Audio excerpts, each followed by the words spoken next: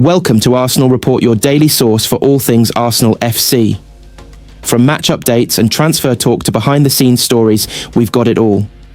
If you're a true gunner, this is your home. Hit subscribe and join the pride. Victory through harmony. Let's get started. The Champions League semi-finals are set, and Arsenal are right at the heart of it. A historic opportunity awaits Mikel Arteta's side as they gear up to face PSG in a mouth-watering clash that pits two ambitious, wounded giants against each other. The Gunners head into this tie brimming with confidence after dismantling Real Madrid 5-1 on aggregate in the quarter-finals. But injuries and suspensions are already shaping the storyline, especially with Thomas Partey suspended for the first leg at the Emirates. Arteta is walking a tactical tightrope. With Partey out and Jorginho an injury doubt, a reshuffled midfield could see young Miles Lewis-Skelly step in. Add to that potential fitness issues for Ricardo Calafiori, and suddenly Arsenal's backline choices aren't so straightforward either. The return of Jurrien Timber offers hope, but his role and fitness remain a work in progress. Up front, the absence of Gabriel Jesus and Kai Havertz continues to sting. But Arteta's men have found answers.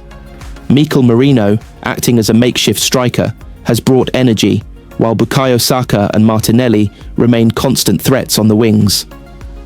David Raya has also become a standout figure, with his commanding performance against Real Madrid turning heads. But PSG aren't here to make up the numbers. Luis Enrique's team looks increasingly settled. League One is wrapped up, giving them the luxury of rest and preparation. Their midfield trio of Vitinha, Fabian Ruiz and João Neves is dynamic, robust, and will test Declan Rice to the limit.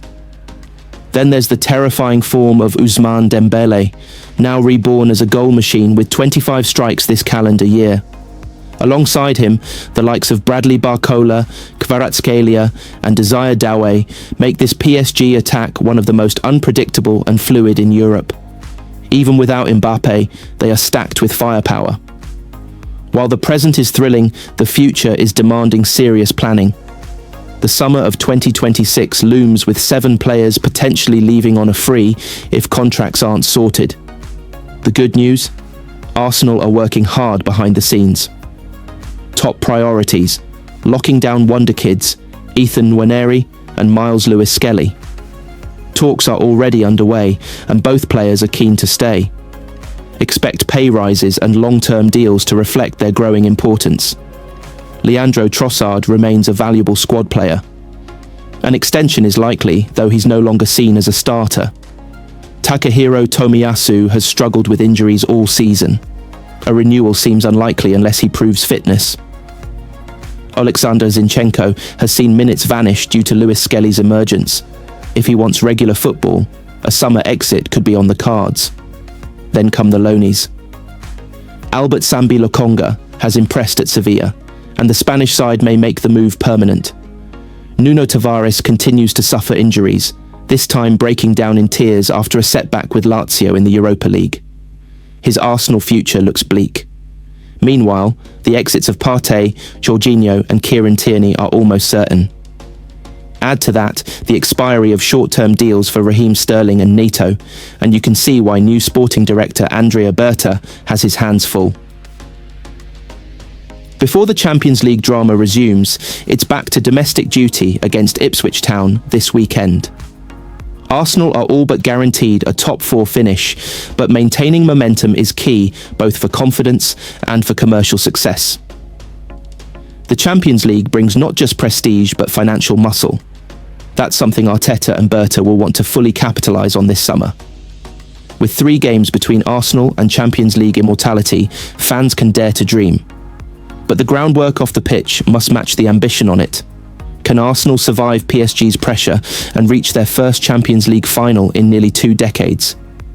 And can they secure the future of their rising stars before summer chaos begins?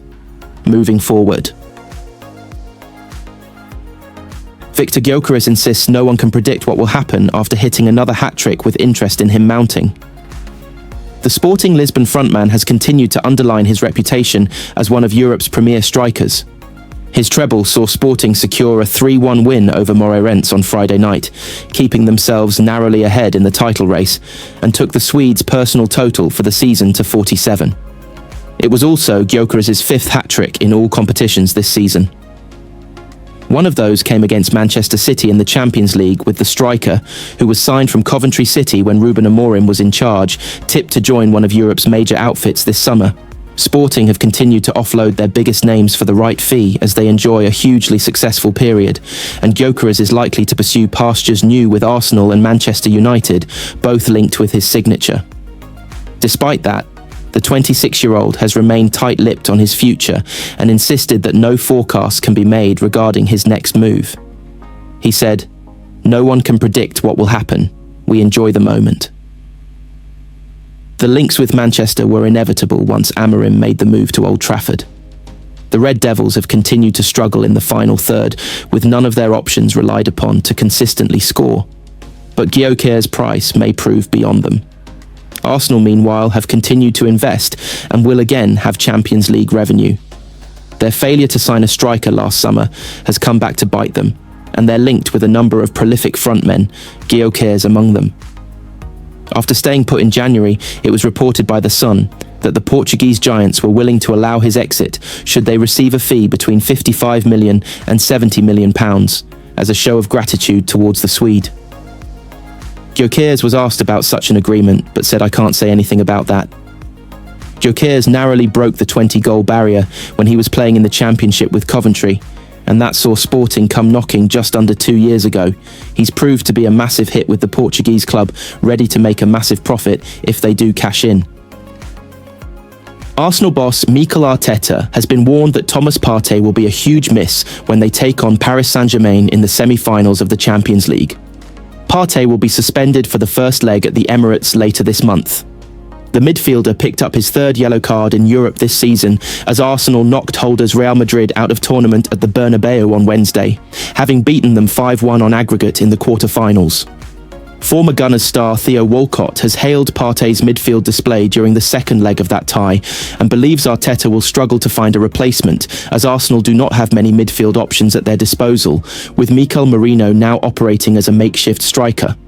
Arsenal and Paris Saint-Germain are definitely the two best teams in this season's Champions League, and the semi-final is going to be a completely different story to when Mikel Arteta's side beat them 2-0 at the Emirates in October, Walcott told BBC Match of the Day. PSG hadn't really clicked then, but they have now.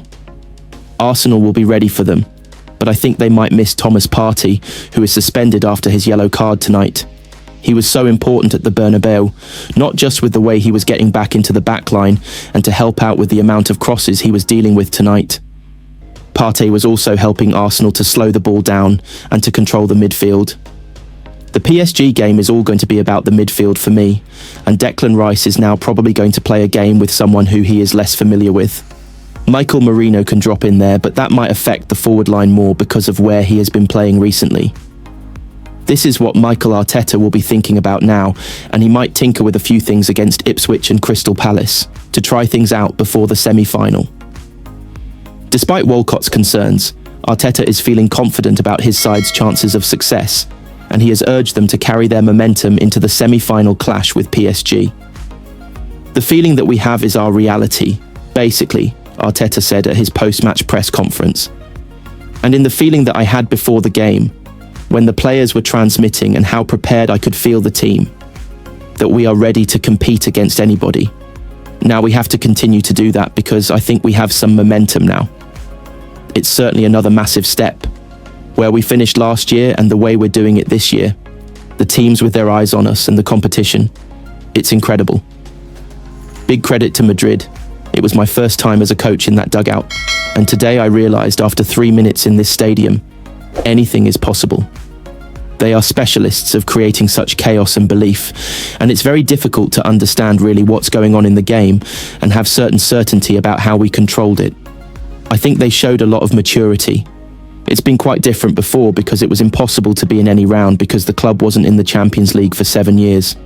So, that shows you the turnaround and a lot of great decisions that the club has made and the contribution a lot of people have made to be where we are. It's a team that you can feel today how hungry, how determined and ambitious that is to go. We're going for more, for sure. When Real Madrid sold Martin Odegaard to Arsenal almost 4 years ago, they never envisioned he would return to haunt them quite so conclusively. Not only did the 26-year-old captain the Gunners to a frankly one-sided win at the Emirates, but he played a pivotal role in turning Carlo Ancelotti's men over in front of their own fans on Wednesday. The Champions League holders exited the competition's quarter-final stage with a whimper, while Odegaard now has a chance to make history at the Emirates. But that dreamlike storyline might have never come to pass were it not for the machinations of Mikel Arteta. Having been impressed with what he saw of the player on loan at one of his old clubs, Real Sociedad, Arteta ensured he was next in line to take the midfielder on a temporary basis. And therein began the sequence of events that would one day lead to Arsenal's chief orchestrator leaving the Bernabeu in awe, just not how the home fans might have liked. It didn't take long for the Norwegian to realise he was onto a good thing in North London. And after years of loans at Heerenveen, Vitesse and Real Sociedad, Odegaard reportedly angered Real when it emerged early on in his Arsenal loan that he was open to joining the Gunners on a permanent basis. It perhaps wasn't the fact their player had hinted at the move, but more so that he had done so soon after leaving that left his parent club seething. Odegaard eventually completed a permanent switch in the summer of 2021 for a fee worth up to £35 million, which was undoubtedly far less than Real may have once thought they'd get for a player once tipped as the next world beater.